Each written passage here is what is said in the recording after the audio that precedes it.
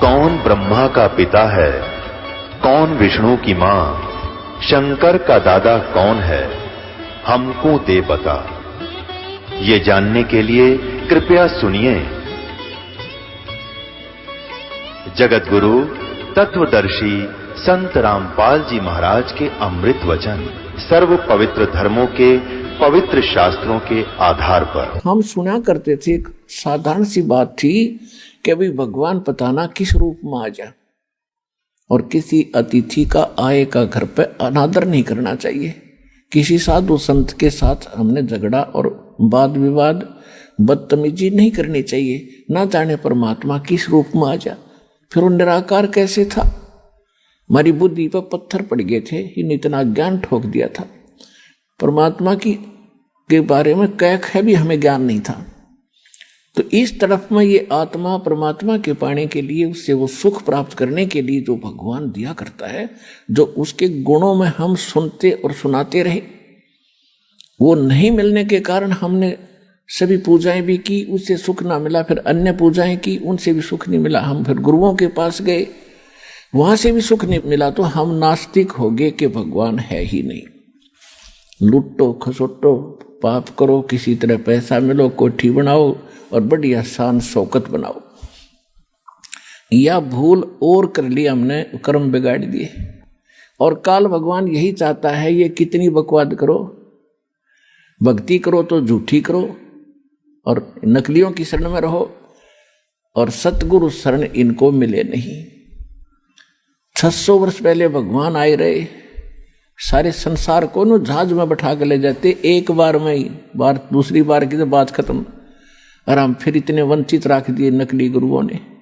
तो परमात्मा ने आज ये दया करी, आपको शिक्षित किया।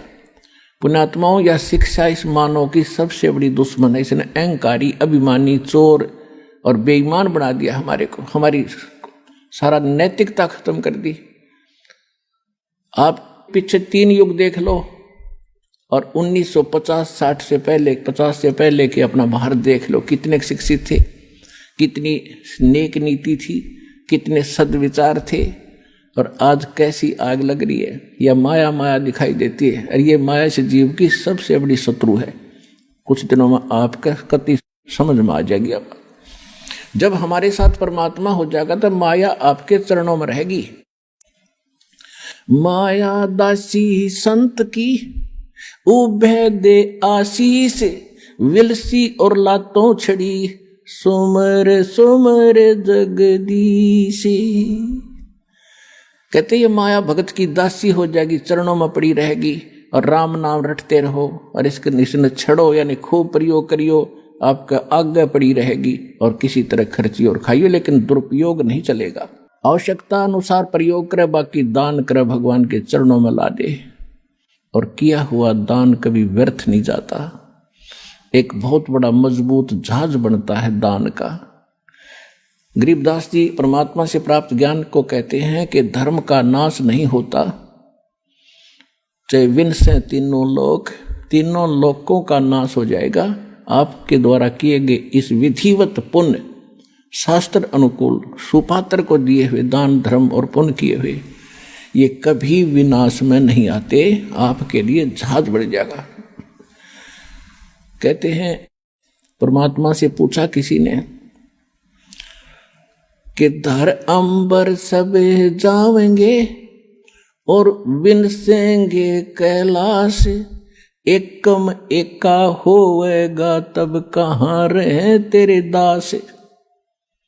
धरती अंबर जान दे और विनसन दे कैलाश, एकम एका होण दे मेरे आश्रय रहे मेरे दास। कि मेरे भक्त मेरे द्वारा बताई गई इस विधि और इस धर्म पुण्य के जहाज में बैठ के और ऐसे रहेंगे जैसे नौका जल के ऊपर रहा करती है। ये धर्म के कारण ये विनाश में नहीं आएंगे, चाहे तीनों लोकों का भी नाश बेशक हो जाए। तो इसलिए परमात्मा हमें रह रह कर याद दिलाते हैं कि जैसे द्रौपदी ने एक अंधे महात्मा को, अपनी राजा की लड़की कितना सुंदर साड़ी पहन कर जाती है, नहर पर नहाने गई थी घाट पर, परमात्मा अपने बच्चों को कैसे उभारते हैं। उनको मालूम है इनके ऊपर आने वाले जीवन में कितना कष्ट होगा। उन पुण्यात्माओं के साथ रहते हैं, कोई ना कोई ऐसा छल छिद्र करते हैं, हम समझ भी नहीं पाते, हमारे पुण्य बनवा जाते हैं। वहाँ एक अंधे महात्मा का रूप बना के दरिया में खड़े हो गए और एक तन पे एक लंगोट था, बाकी कपड़ा था नहीं। वो ही नहाते समय दरिया में बह गया। वो महात्मा कति नंगे खड़े जल के अंदर। उधर से लड़कियों की आवाज आई स्नान करने के लिए। द्रौपदी अपने पिता के घर पर कंवारी थी, स्नान करने के लिए सहेलियों के साथ जा रही थी। शोर हो रहा था। महात्मा ने सोचा, अंधा था, उसने सोचा कि मैं गलत स्थान पर आ गया, यहाँ कोई जनाना घाट है, लेडीज घाट है और बहुत बुरी बनी भाई। अब बाहर निकल नहीं सकता, कोई कॉपिन और नहीं, कोई कपड़ा लंगोट नहीं। उधर से द्रौपदी ने देखा कि महात्मा स्नान कर रहे हैं, जो उनके नहाने वाले स्थान से, घाट से जिधर पानी बह रहा था डाउन स्ट्रीम में 100-150 फुट की दूरी पर संत स्नान कर रहे थे। अब कहते हैं साधु दर्शन राम का और मुख पर बसे सुहाग। बोलेंगे भगवान की चर्चा करते हैं और दर्श उन्हीं को होते हैं जिनके पूर्ण भाग। कबीरा दर्शन राम का, परमात्मा आवे याद और लेखे में वो समय, बाकी का समय बर्बाद है। तो लड़की ने सोचा था कि महात्मा से चर्चा सुनूंगी, फिर उसने सोचा कि नहा रहे हैं, नहा लेने दो, तब तक मैं भी स्नान कर लेती हूँ। उन्होंने स्नान सुनून करके बाहर निकली, साड़ी बांध ली पहले वाली, नहा कर ताजी साड़ी बांध कर लड़की खड़ी हुई। उसने देखा महात्मा तो अभी भी जल के अंदर है, नहा नहीं रहा है, ये कुछ चीज खोज रहा है। फिर अपनी दिव्य दृष्टि से देखा लड़की ने कि बाहर कोई कपड़ा नहीं, महात्मा निवस्त्र है और शर्म के मारे ये बाहर नहीं आ रहा है। और ये महात्मा शर्मिंदा होकर के सारा दिन इसमें खड़ा रहेगा, जल में बाहर आ नहीं सकेगा। तो लड़की ने अपनी साड़ी में, राजा की लड़की कितनी कीमती साड़ी पहनती है, अंडरस्टूड है। और उसने ये भी इंतजार नहीं किया द्रौपदी ने कि किसी नौकरानी से कह दूं कि डाल दे कोई कपड़ा चुंदड़ी, नहीं, क्योंकि विवेक नाम इसी का होता है। उसको पता था कि मैं रोटी खाऊंगी तो मेरा पेट भरेगा, मैं अपने हाथ से दान दूंगी तो मुझे मिलेगा।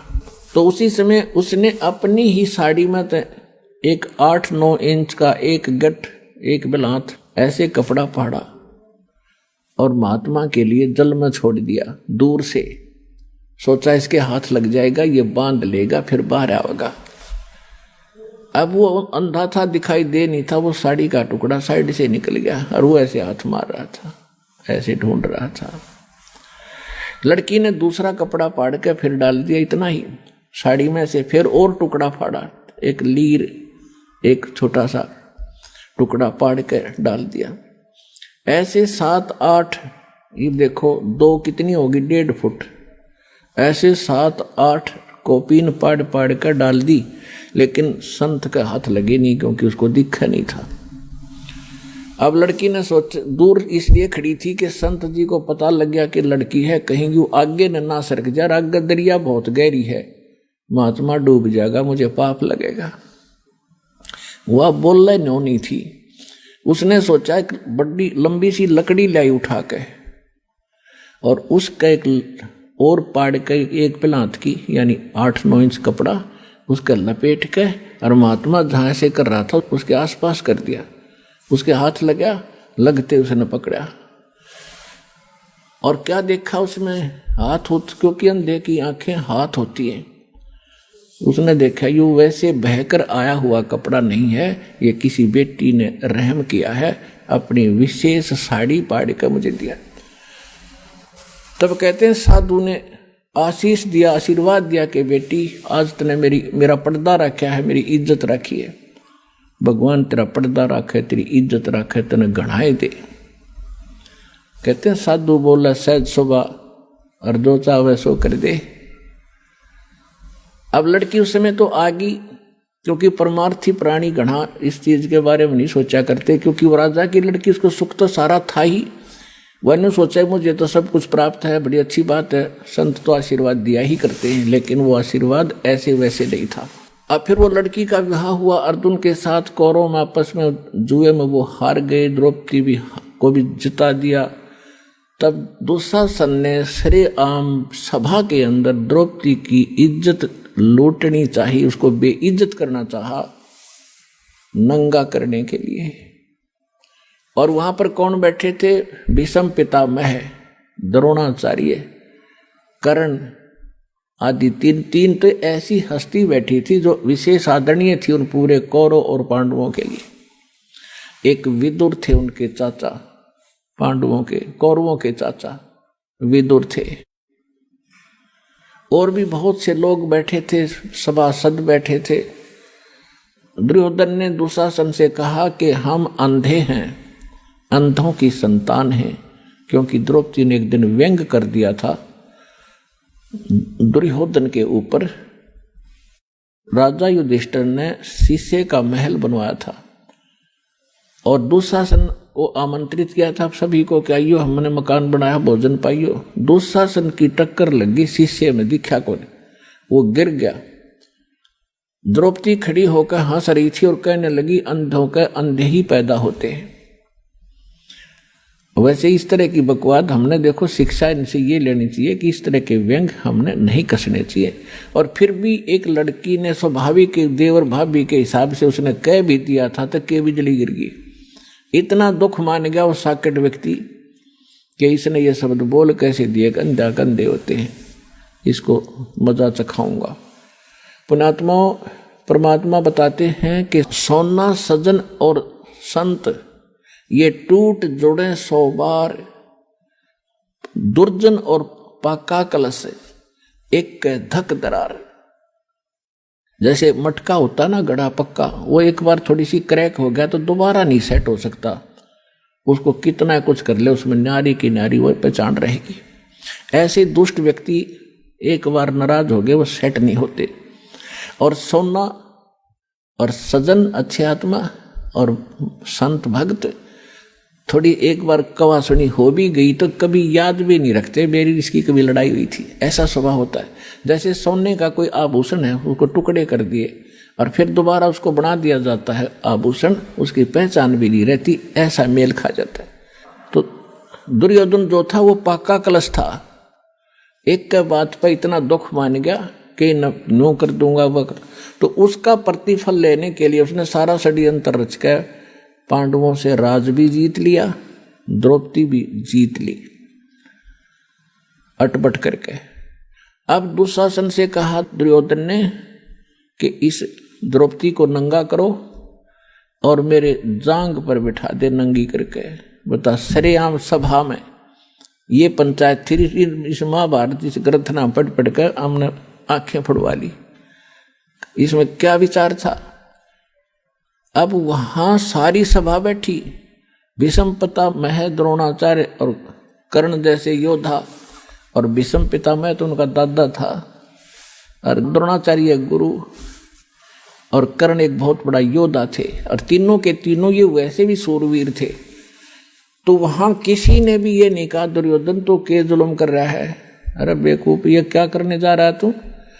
देखो सभा पंचायत के अंदर एक नियम होता है, जो नेक व्यक्ति हो जायज बात कहे और कोई ना मानने तो उठ कर चला जा, सभा त्याग देनी चाहिए, वहां रहना भी दोष लगे।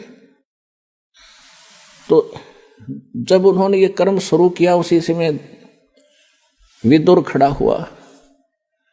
विदुर ने कहा कि रे नालायक को क्या कर रहे हो तुम, अपनी बहू को और बेइज्जत कर रहे हो, कौरव और पांडव चाचा ताऊ के हो तुम्हारी और इसकी इज्जत में कौन सा फर्क है। बाहर के लोग ने कहेंगे अपनी इज्जत आप पर तार दी ने।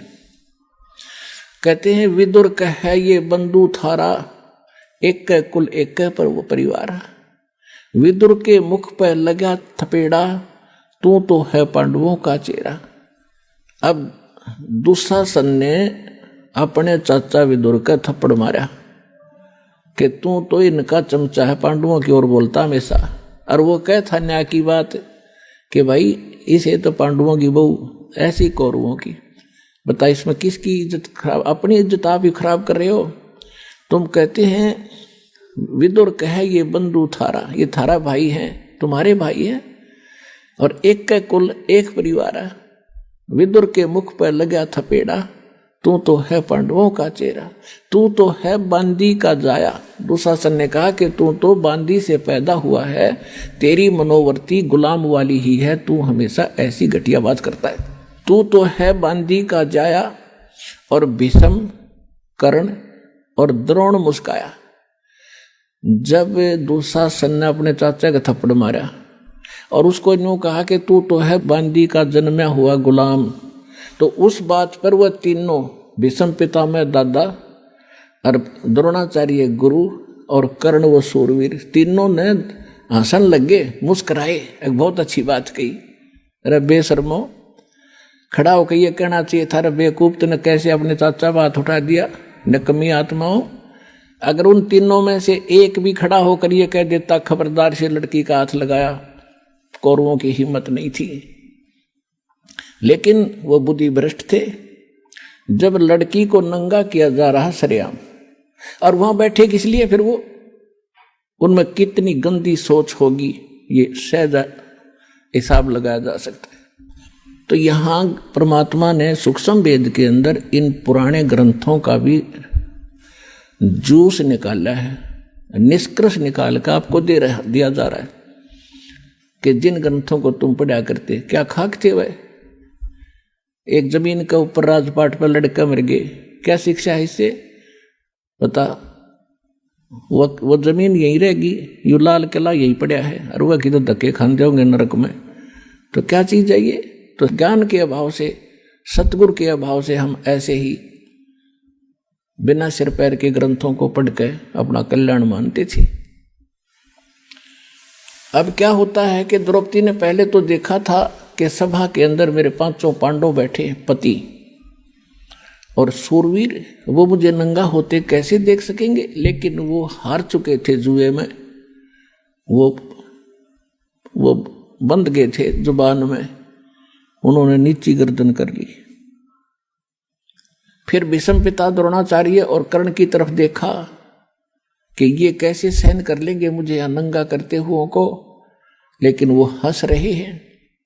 जब विदुर को थप्पड़ मारा, ऐसे वचन कहे, तब वो समझ गई कि ये सभा ठीक नहीं है। और पुण्यात्माओं, जब तक हम संसार से कुछ आशा रखते हैं कि ये मुझे ये लाभ दे देगा, वो मुझे ये सुख देगा, तब तक परमात्मा साथ नहीं देगा।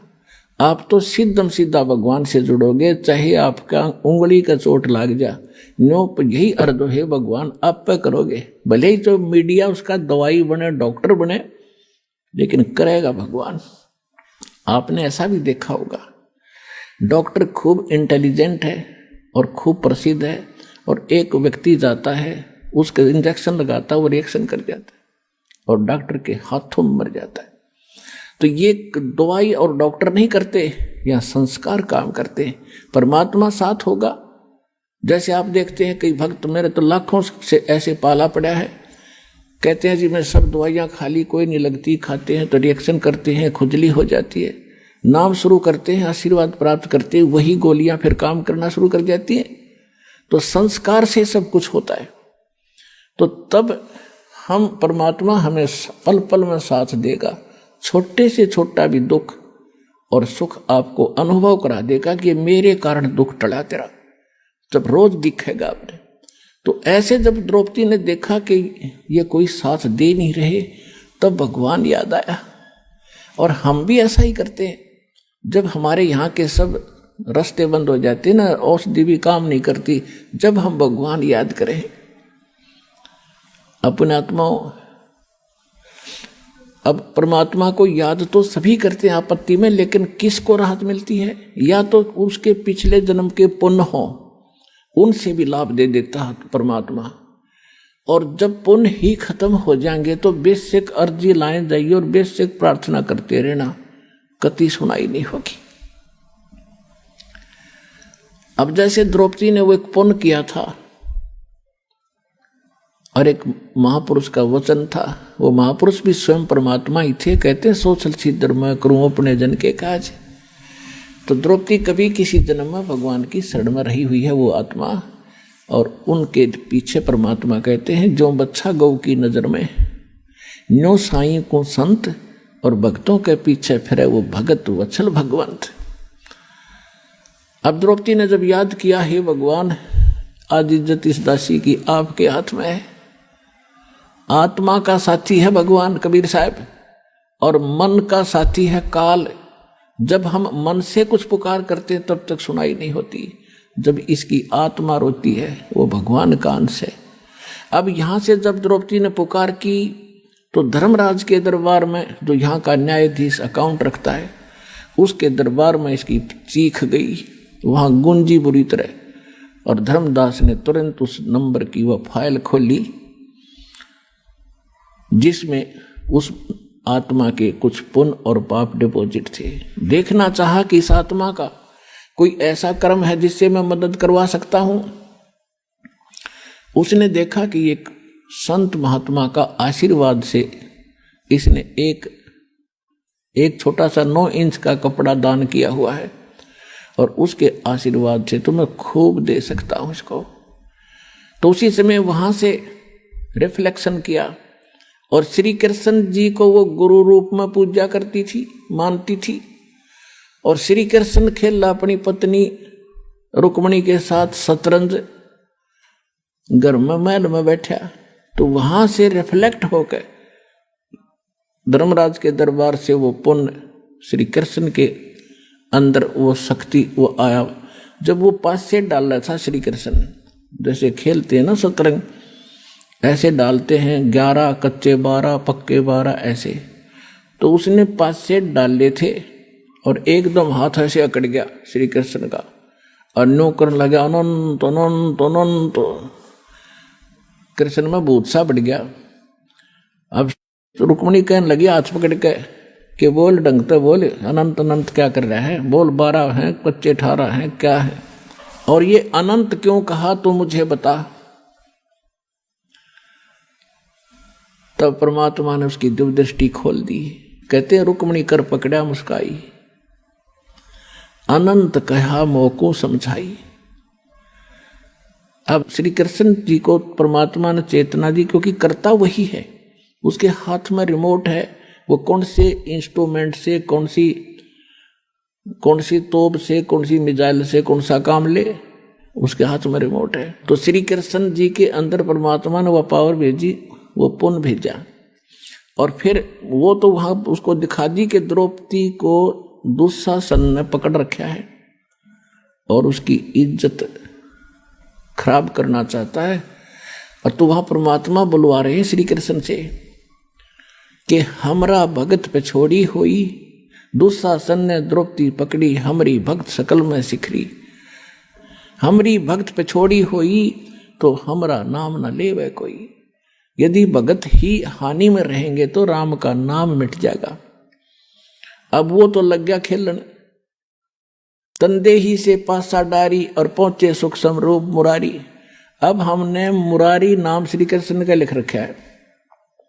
मुरारी का वास्तविक अर्थ है राक्षस का शत्रु। अरि माने शत्रु, मुरा माने राक्षस। तो सबसे बड़ा जो राक्षस हमारा कर्म है, पाप कर्म, और उस पाप कर्म रूपी राक्षस ने ना कृष्ण काट सकता, ना विष्णु काट सकता, ना राम काट सकता, ना ब्रह्म, ना ब्रह्मा विष्णु महेश, ना शिव, केवल एक परमात्मा कबीर भगवान काट सकता है। तो वो वास्तव में मुरारी है। जैसे वासुदेव श्री कृष्ण को कहते थे, वासुदेव नहीं है श्री कृष्ण, वासुदेव का अर्थ ही कुछ और होता है। वो तो वासुदेव का बेटा था। वासुदेव एक व्यक्ति था, लेकिन वेदों में वासुदेव परमात्मा का अलंकृत नाम है, उपमात्मक नाम है, जिसकी प्रभुता सबके ऊपर हो, जिसका वास सब जगह हो, उसको वासुदेव कहते हैं। तो ऐसे ही है मुरारी। तो यहाँ गरीबदास जी की वाणी को समझने के लिए इस दास के इसलिए आवश्यकता पड़ी, परमात्मा ने ये बुद्धि दी। तो कह रहे हैं गरीबदास जी के रुक्मणी कर्म पकड़ा मुस्काई, अनंत कहा मोको समझाई। क्या कहते हैं श्री कृष्ण जी से अंदर से आवाज आ रही है कि दुशासन ने द्रौपदी पकड़ी और हमारी भक्ति सकल में सिखरी, और जब हमारी भक्त पिछोड़ी हुई हार में आगे हमारा भक्त, तो हमारा नाम न लेवे कोई। तंदे ही से पासा डारी, श्री कृष्ण तो वहां खेल रहा है और पहुंचे सतलोक से आके सुख समरूप मुरारी, और खेचत खेचत खेच कसीसा सिर पर बैठे हैं जगदीशा। अब ये लीला क्यों करी कि न्यू बिना पता ना लागो भगवान ने मदद करी है द्रौपदी की।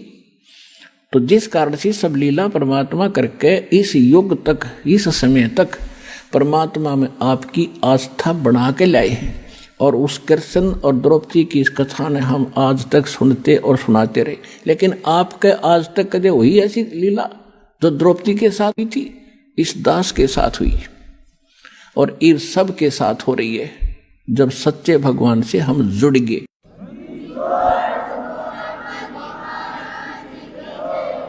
अब इसी प्रसंग को पूरा करते हैं। कहते खेचत खेचत खेच कसीसा, और सिर पर बैठे हैं जगदीशा। द्रौपद सुता को दिन ने लीर जाके अंत बढ़ाए चीर, द्रौपद सुता के चीर बढ़ाए शंख शंखों पार नहीं पाए। अब उसने खूब खींच खींच कर छक लिया। दुशासन इतना तगड़ा आदमी था, कहते 1000 हाथियों जितनी ताकत थी उसमें। जैसे आजकल तो मशीन ये मोटर होती है, उनको हॉर्स पावर से उनको मापते हैं, उनकी ताकत को आंकते हैं। उस समय एलिफेंट पावर से तोला जाता था। 1000 एलिफेंट पावर जितनी ताकत पावर थी उसमें दुशासन में। और द्रौपदी कहते कोमल अबला, और जो भगवान के आश्रय हो गए, कहते न्यू रखूंगा अपने भक्तों को। अब कहते एक कम एक का होण देर विष्णु दे कैलाश, मेरे आश्रय न्यू रहेंगे मेरे दास। अब दुशासन के सामने द्रौपदी की औकात थी, एक झटके पता नहीं कहाँ पड़े जाके, और उसका पसीने आगे थक गया वो हार के, उसका चीर खत्म नहीं हुआ। अपने आत्माओं वो बात समाप्त हुई।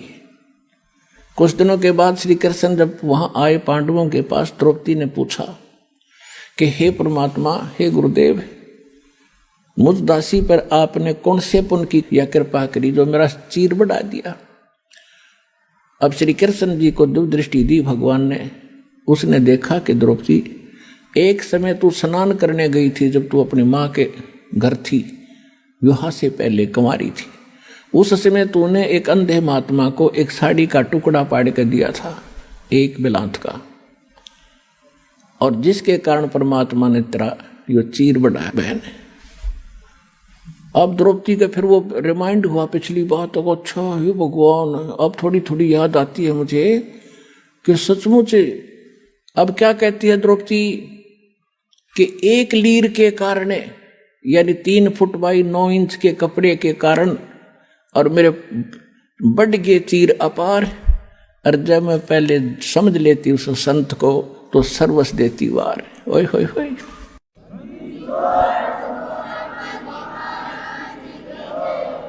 जैसे गीता जी में कहा है कि कुपात्र को दिया दान कभी सफल नहीं होता, और सुपात्र को दिया हुआ दान असंख्य गुना होकर मिलता है।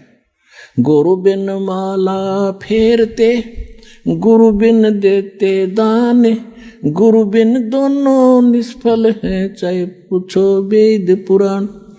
अपने आत्मा ये अध्यात्म मार्ग है, अध्यात्म ज्ञान है।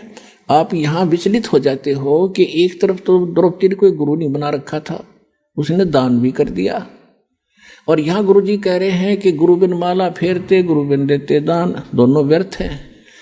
अब देखो, ये भी कहा जाता है कि जैसे कर्म करेगा वैसा फल अवश्य मिलेगा। अब द्रौपदी ने दान किया, एक जरूरतमंद व्यक्ति को, यानी सुपात्र को दान दिया, तो वो फल उसको मिला। लेकिन वो फल मिलकर भी निष्फल रहा, क्योंकि मोक्ष ज्यों का त्यों रह गया। और यदि वो गुरु पूर्ण बना करके फिर ये ऐसे दान भी करती तो मोक्ष भी होता और ऐसी आपदा भी टलती। तो इस प्रकार द्रौपदी ने फिर कहा, हे गुरुदेव, वो ऐसे महापुरुष थे, यदि मेरे एक लीर के कारण और ये बढ़ गए चीरों पार, और इज्जत रही हुआ न्यारी। और जब मैं पहले जान लेती कि ऐसे महापुरुष हैं तो सर्वस्व देती, वार पता नहीं कितना दान कर देती, कितनी सेवा करती। तो भगवान आकर चले गए 120 वर्ष तक। जब हम इतने जानन जोगे होते तो चरणाम पड़ जाता पूरा विश्व, जिसमें परमात्मा दुल्हा रूप में यहाँ प्रगट थे। तो इस ज्ञान कराने के लिए ही सतगुरु की आवश्यकता पड़ती है कि वो जौहरी बता सकता है कि ये है लाल, इसको परख कर देख रखा मैंने।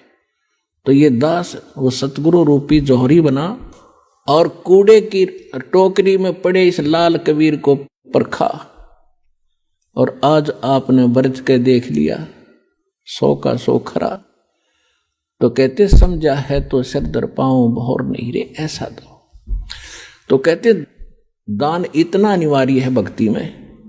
जैसे मंत्र आपको दे दिया, ये तो बीज बो दिया, और बीज बोने के बाद खेत में जब सिंचाई नहीं करी, खाद नहीं डाला, तो किसान के खट्टेगा नहीं।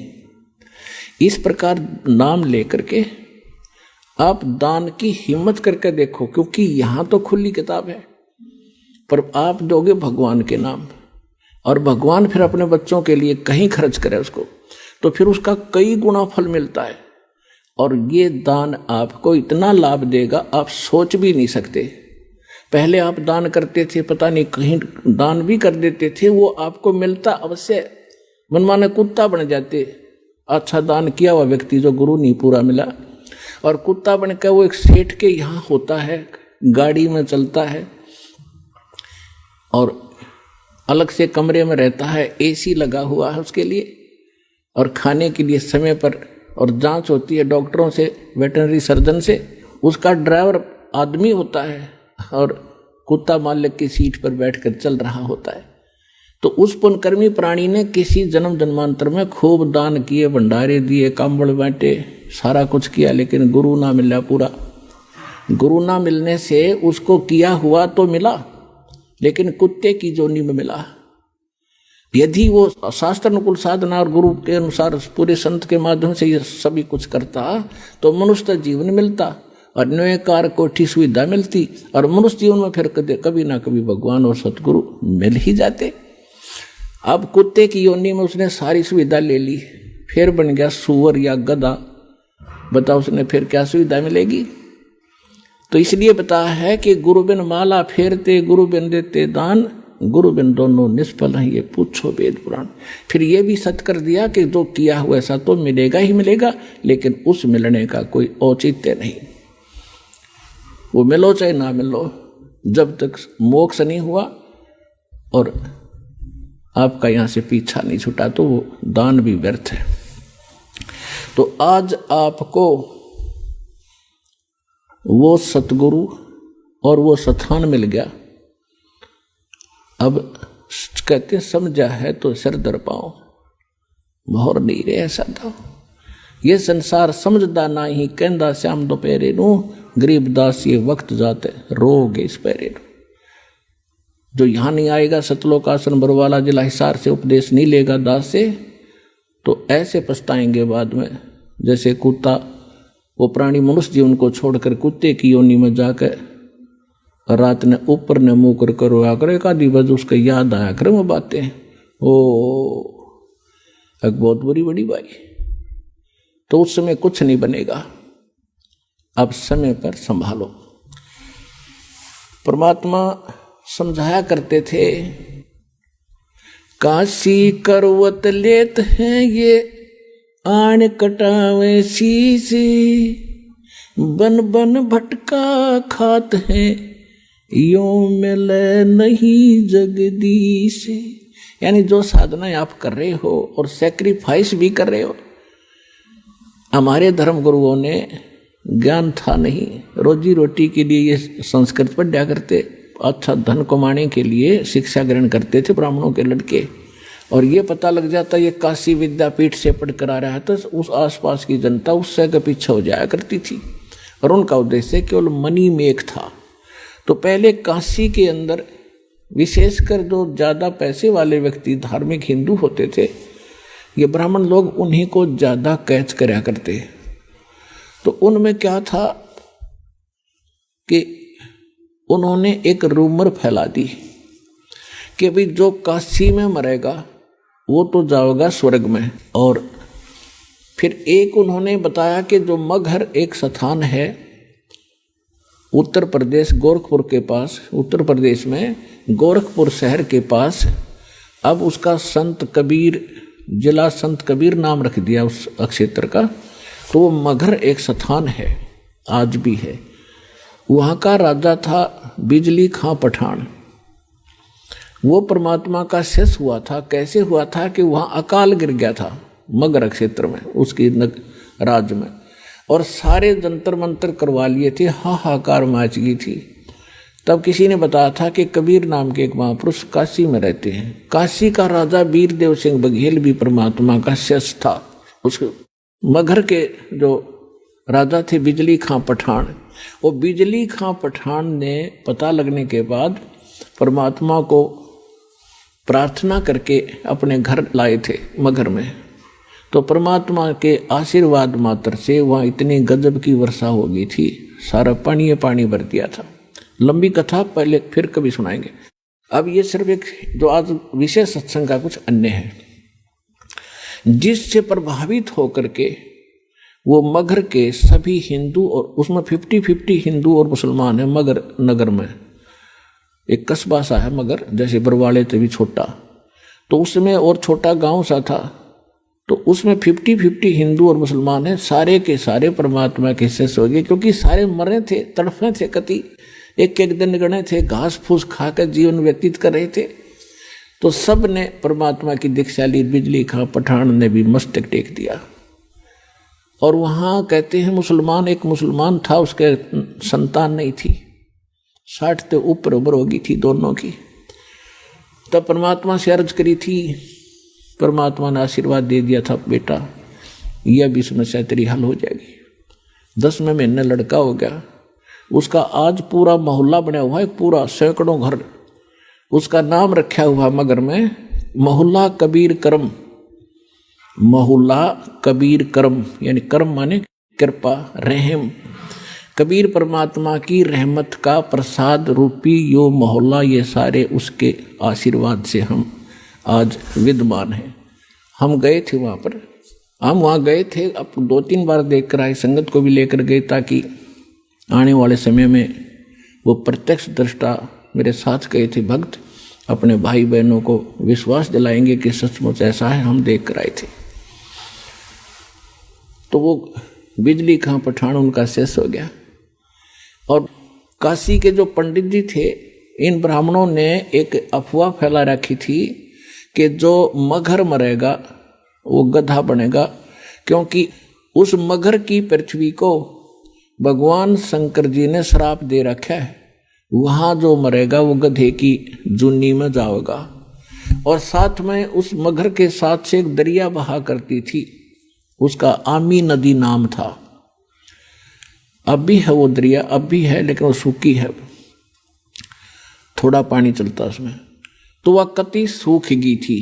कहते हैं भगवान शिव ने उसको श्राप दे दिया, उसका पानी खत्म कर दिया। ठीक है, अब वो सूखी पड़ी थी।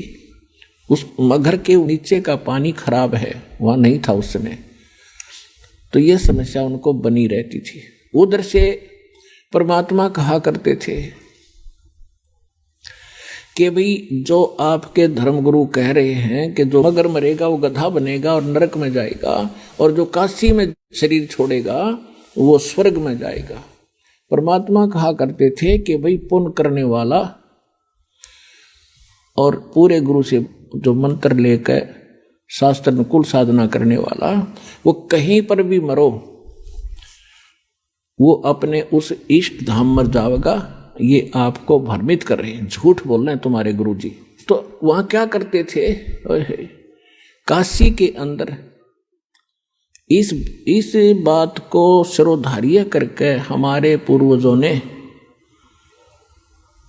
समझदार व्यक्तियों ने ये सोचा कि भाई मरना तो है, वृद्ध होगे, और क्यों ना हम काशी में चले जावा, काशी क्षेत्र में, बनारस में, और वहाँ मृत्यु हो जाए तो स्वर्ग तो चले जाएंगे।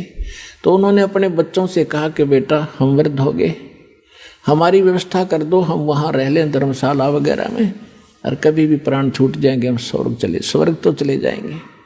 तो माता पिता के लिए बच्चे कुछ भी करने को तैयार होते हैं। उनको मालूम है कि इन्होंने तुम्हें कैसे पाला पोसा है, और ये 2 वर्ष 4 वर्ष के हैं, इनको वहाँ छोड़ दिया। धर्मशालाओं में रहने लग गए, फिर उन धर्मगुरुओं से कथाएं सुनते तो वहाँ रहने लगे। तो उन धर्मगुरुओं ने एक स्कीम बनाई कि भी अपने अपने अक्षेत्र के व्यक्तियों को तुम अपने घर रख लो, इनको वहाँ क्या करेंगे, इनका जो वहाँ खर्चा होता वो खर्चा हम ले लेंगे, और ये हमारे यहाँ कथा भी सुनते रहेंगे, 2-4 आदमियों की रोटी बनती है, 2 ये भी खा लिया करेंगे। तो उन्होंने ऐसा उन बुजुर्गों के बच्चों से कहा कि भाई तुम इन अपने माता पिता को हमारे घर छोड़ दो, अपने अपने धर्मगुरुओं के पास छोड़ दिया, और जो दान दक्षिणा आप देना हमें देते रहना। तो उन्होंने तो खुश हो गए, भाई ठीक है, रोज कथा सुना करेंगे, गुरु जी के दर्शन करेंगे। तो उन्होंने उन धर्मगुरुओं ने यो सरदर्द मोल ले लिया। अब एक धर्मगुरु के उस मकान में 50-50 बुढ़े बुढ़िया बैठ गया आके लालच में। अब घर में बूढ़ा बुढ़िया को एक का संभालना मुश्किल हो जाता है, मतलब ये बस की बात नहीं है। उस अतिथि में एक ही बुजुर्ग को संभालना कठिन होता है, और उन्होंने 10-10 20-20 इकट्ठे कर लिए। अब उन्होंने फिर स्कीम बढ़ाई कि यार तो बहुत बूढ़ी बनी भाई, ये कितना थूके हैं, कितना मुत्ते हैं, कितना टट्टी कर दे हैं, बता क्यों कर संगवावा इनने। तो उन्होंने क्या स्कीम बनाई, मीटिंग करी गुप्त कि गंगा के किनारे, गंगा दरिया के किनारे एक आरा लगा दिया, करौत जो लकड़ी काटने का होया करे, वो आदमी काटने के लिए, और वो उनको गुप्त रख दिया। ऊपर जैसे एक गुफा सी बना दी, और गुफा की आर्च बना दी, आर्च के अंदर से वो करौत ऐसे आवे और उन्हें काट कर उल्टा चला जावे। ऐसा उनका कंट्रोल हैंडल थोड़ा 100-150 फुट दूरी पर रस्से बांध कर बना दिया। और फिर उनको मैं एक रूमर फैला दी, अफवाह फैला दी कि भाई भगवान की तरफ से करौत आता है, और जिन्होंने जल्दी स्वर्ग जाना है उसकी फीस रख दी 50-100 रुपये, कि जो जल्दी गड़ा कटावेगा 100 रुपये में दो, हम फिर दान पुण्य करेंगे इनके जाने के बाद, और ये स्वर्ग चले जाएंगे। तो माता पिता ने अपने बच्चों से कहा कि बेटा जल्दी काम बने है 100 रुपये में। तो माँ बाप बच्चा ने सोची भाई ठीक है, माता पिता की यही इच्छा है तो कोई बात नहीं। तो हमने वो गल कटवाना भी मंजूर कर लिया परमात्मा पाने के लिए, और वो एक कसाई आरा लगा दिया वहां मानस काटने का, वो भी स्वीकार कर लिया, और उसकी तो घड़ी महिमा गा दी इन्होंने। तो परमात्मा कहते हैं जहां भी सुनते हैं वही लोग है, काशी में करो तो आगा भगवान की तरफ से, वहां जो गला कटवा ले सीधा स्वर्ग में जाता है। परमात्मा कहा करते ये थरे गुरु धर्मगुरु क्यों ना कटवाते अपना गला, ये क्या करेंगे जो स्वर्ग में सीधे ये जाओ है तो यहाँ पीछे टिंडे लेंगे, स्वर्ग में सारा सुख है, ये आड़े काम का धोती दो दुनिया की। तो कहा करते ये झूठ बोल रहे भाई सारी। फिर भी परमात्मा दूसरे तरीके से समझाते हैं, काशी क्रोत लेते हैं वहां जा कटावे शीशे, और बन बन भटका खाते हैं भाई ऐसे नहीं मिले जगदीशे।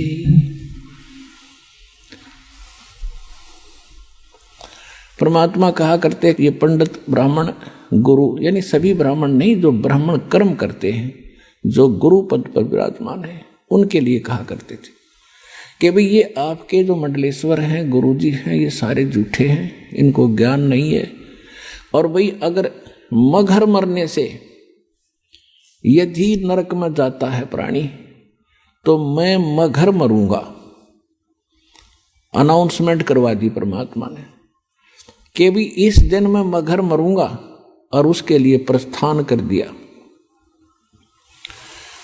120 वर्ष की आयु थी परमात्मा की उस समय, 120 वर्ष, और 120 वर्ष की आयु में 200 किलोमीटर पैदल चल कर गए।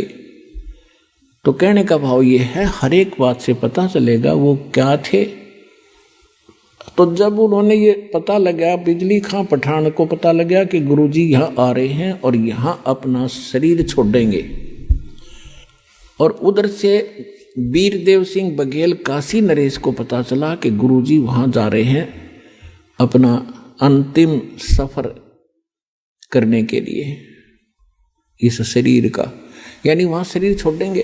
तो वीरदेव सिंह बघेल ने काशी के नरेश, वो हिंदू था, और बिजली खां पठान जो है वो मुसलमान था।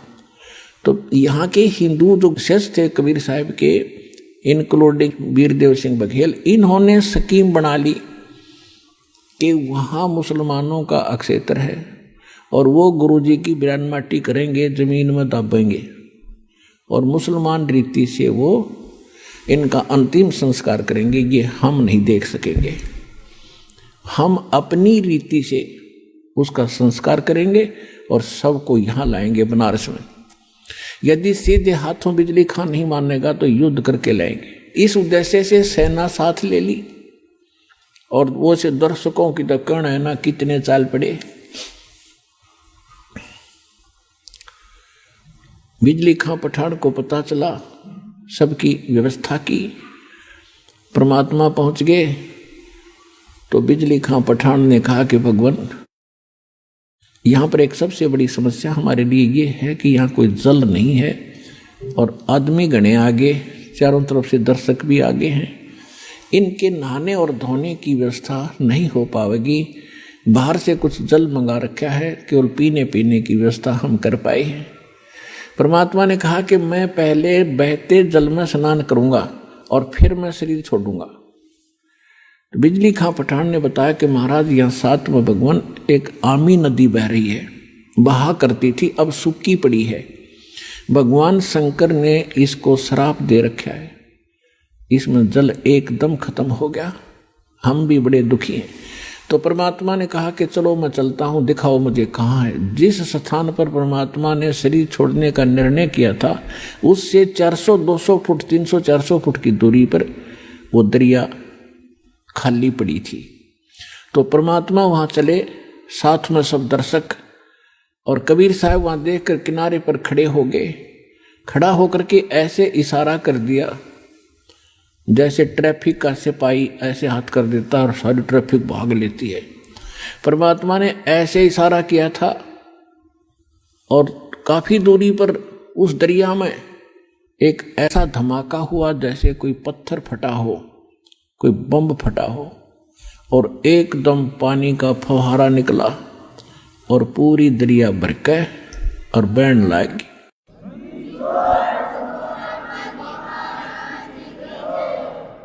ऐसा निर्मल जल सतलोक से भेजा भगवान ने। वो तो बहाना था, खुड़के दुड़के गाते। तो फिर सब ने स्नान किया और नहाए धोए। परमात्मा ने कहा कि भाई बिजली खां पठान, एक चद्दर नीचे बछाओ, इस पर लेटूंगा, एक चद्दर में ऊपर ओढ़ूंगा। तो परमात्मा के लिए एक चद्दर बछा दी, उसके ऊपर सुगंधित फूल डाल दिए 1-1 इंच मोटे, कि गुरुजी इस पर लेटेंगे।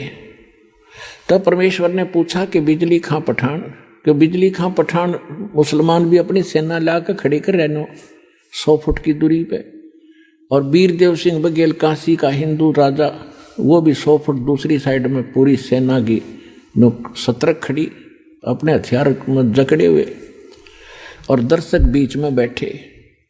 परमात्मा ने पूछा, दोनों बिजली खां पठान और वीरदेव सिंह बघेल सामने खड़े आपस में गुरुजी के पास में।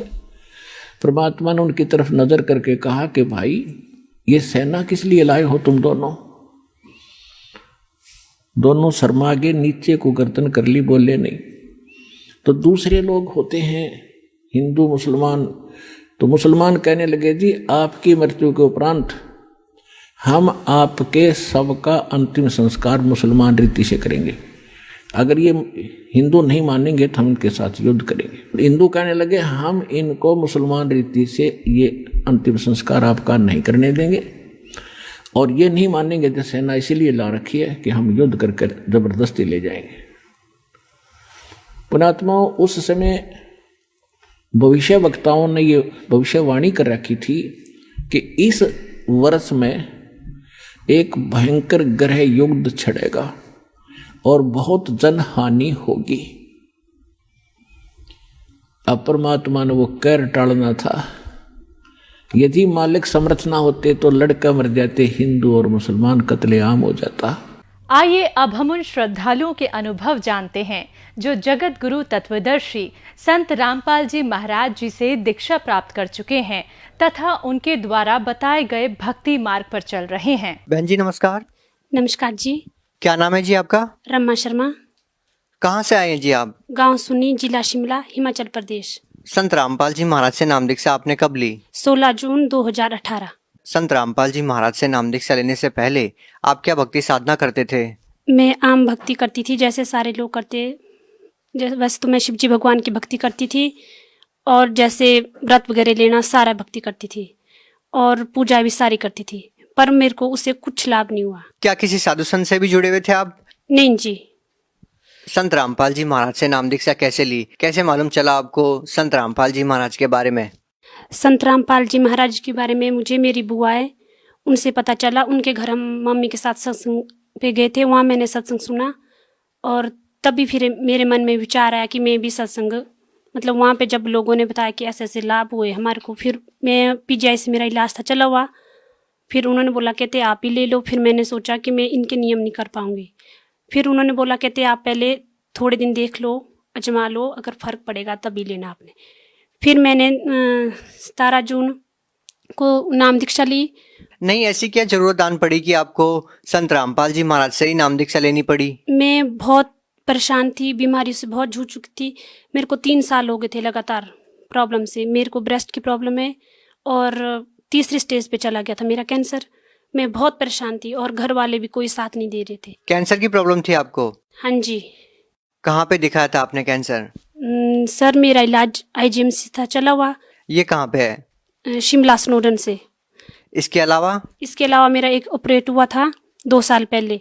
उसके बाद ऑपरेट के बाद भी मुझे कोई फर्क नहीं पड़ा। इसके बाद 9 जनवरी को मेरा ऑपरेट हुआ था। उसके बाद 15 दिन के बाद फिर मेरे को दोबारा से और गिल्टियाँ शुरू हो गई।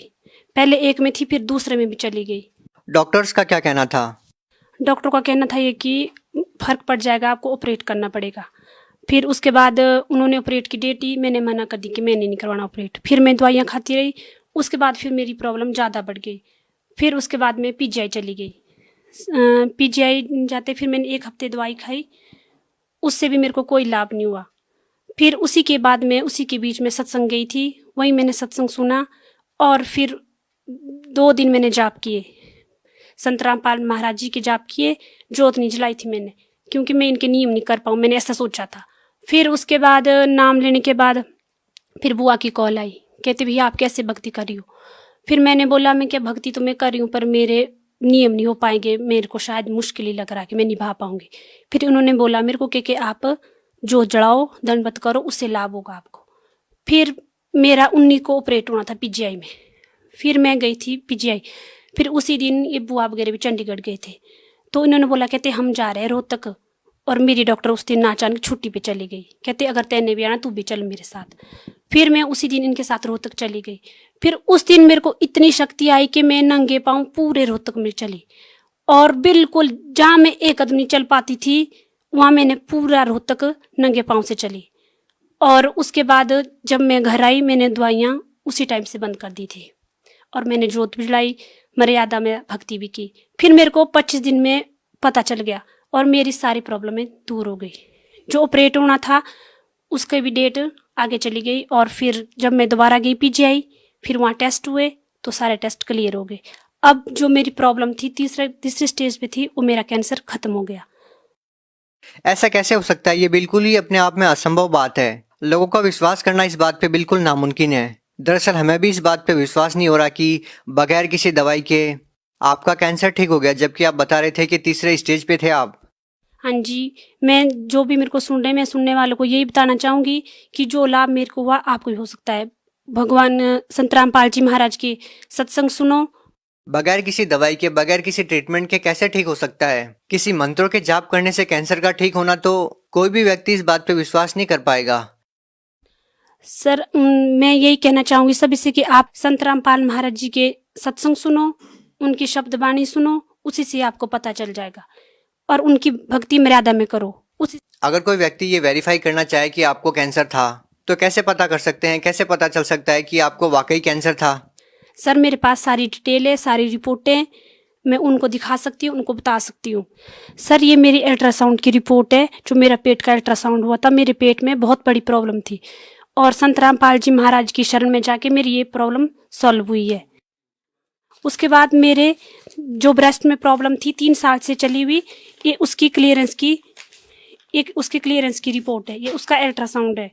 इसमें मेरे सारे टेस्ट है, जो भी मेरे टेस्ट हो इसकी सारी रिपोर्ट है, ये सारे ठीक है, और मेरा शरीर अब बिल्कुल ठीक है। मैं सभी सुनने वालों को यही संदेश देना चाहूंगी कि आप एक बार संत रामपाल जी का सत्संग सुनो और उनकी ज्ञान गंगा पुस्तक पढ़ो और जीने की राह पढ़ो, उससे आपको खुद ही अनुभव हो जाएगा। उन डॉक्टर से मिल सकते हैं हम? क्या किसी डॉक्टर का नाम याद है आपको? हाँ जी, पहले मेरा शुरू से डॉक्टर बनर्जी से इलाज चला हुआ था रिपन में, फिर उसके बाद IGMC, फिर PGI में डॉक्टर दिव्या में मेरे डॉक्टर थे, वहीं से मेरा इलाज चला हुआ था। पर अब मेरी सारी दवाइयाँ 7 महीने से सब कुछ बंद है और मैं बिल्कुल ठीक हूँ। मैम डॉक्टर्स का क्या कहना था जब उन्होंने दोबारा टेस्ट किया तो? उनका ये रिएक्शन था कि ये तो चमत्कार हो गया, ऐसे कैसे हो सकता है। हालांकि मैंने उनको ये बोला कि मैंने दवाई कंटिन्यू खाई है सर, बाकी मैंने कुछ नहीं बोला। आपने डॉक्टरों को झूठ बोला कि आपने दवाइयाँ खाई है, लेकिन आपने कोई भी दवाइयाँ नहीं खाई थी। मैंने 17 जून से ही दवाई खाना बंद कर दी थी, तब से मैं एक भी गोली नहीं खाई हूँ और अभी तक बिल्कुल ठीक हूँ। लाभ मेरे को बहुत हुए हैं सर से, संत रामपाल महाराज जी से। पेट में पेन थी वो भी ठीक हुई है, ऑपरेट हुआ था पेट का, वो भी सक्सेस रहा। उसके बाद मेरा जो दूसरा ऑपरेशन होना था ब्रेस्ट का, वो भी नहीं हुआ। क्या आपको ये भी लगता है कि संत रामपाल जी महाराज जी की शरण में आप नहीं जाते और किसी दूसरे संत की शरण में जाते तो भी आप ठीक हो सकते थे? नहीं, मैं कभी ठीक नहीं हो सकती थी, क्योंकि मैंने बहुत पूजाएं की, बहुत जादू टोना बहुत था, उसका निवारण भी किया, बहुत कर्जा किया हुआ लोगों से इसी के लिए ताकि मैं ठीक हो सकूं, पर मेरे को कहीं से लाभ नहीं मिला। संत रामपाल जी की शरण जाने से मेरा परिवार, मेरा शरीर सब कुछ ठीक है, मेरे बच्चे सब कुछ ठीक है। नहीं तो मेरे घर में रोज लड़ाइयाँ झगड़े, और मैं रोज कभी कहाँ दर्द कभी कहाँ दर्द, उन सब से मेरे को छुटकारा मिला। मैं सभी सुनने वालों को यही संदेश देना चाहूंगी कि आप संत रामपाल जी की शरण में जाओ, उनके जो नीचे पट्टी आती है वहाँ पे नाम पढ़ो, फोन नंबर लो, ज्ञान गंगा पुस्तक लो, जीने की राह लो, उसमें पढ़ो, उसी से आपको खुद पता चल जाएगा। देखिए बहुत सारे ऐसे लोग हैं जो कैंसर से पीड़ित हैं और वो लाखों रुपए पानी की तरह बहाते हैं, लेकिन फिर भी उनका इलाज नहीं हो पाता, ठीक नहीं हो पाते हैं वो। लेकिन आपको तो केवल मंत्र जाप करने से लाभ मिल गया। आप उन लोगों को क्या कहना चाहेंगे जो लोग अभी भी कैंसर से पीड़ित हैं? मैं उन लोगों को ये संदेश देना चाहूंगी कि आप सच्ची भक्ति करो, सत्संग सुनो, गुरुजी संत रामपाल जी महाराज के शब्द वाणी सुनो, उसी से आपको लाभ हो जाएगा। मैंने भी 2 दिन सच्चे मन से शब्द उच्चारण किया था, मंत्र जाप किया, उसी से मेरे को 25 दिन में लाभ मिला। तो लास्ट में हम आपसे पूछना चाहेंगे कि क्या अभी भी आपका संत रामपाल जी महाराज में उतना ही विश्वास है? हाँ जी, वैसा नहीं, उससे ज्यादा विश्वास है। जब मेरा शरीर पूरी तरह ठीक हो गया, जब 7 महीने पहले मेरी इतनी स्थिति थी कि मैं 3 महीने लगातार बिस्तर में थी, यहाँ तक कि मैं जॉब भी नहीं जा पाती थी। जब से मैंने नाम दीक्षा ली तब से मैंने जॉब भी ज्वाइन शुरू की दोबारा से, और अपने बच्चों के लिए हर एक तरह से खाना भी नहीं बनता था मेरे से, कुछ भी नहीं होता था। उसके बाद मैं हर एक काम करती हूँ और जॉब भी जाती हूँ। जी धन्यवाद। धन्यवाद सत साहब जी।